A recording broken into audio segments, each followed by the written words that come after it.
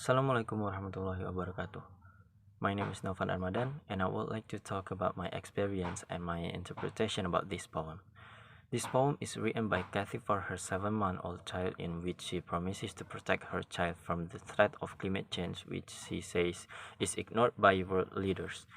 She performed this poem in front of 120 state officials who attended the UN summit in New York.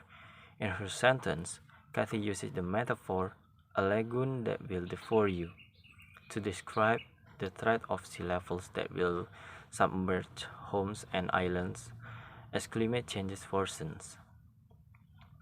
If it's related to my experiences, maybe I will say that this poem can be connected with my experiences, or maybe many other people feel. This poem reminds me of Indonesia's current condition about the flood disaster that occurred some time ago in South Kalimantan. Many think that this natural disaster occurred because of land clearing on the island of Kalimantan, which is the island with the largest forest land.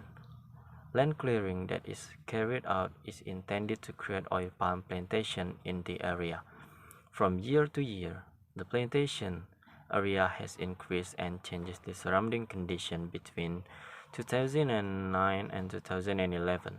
There was an increase in plantation area by 14% and continued to increase in the following year by 72% in 5 years.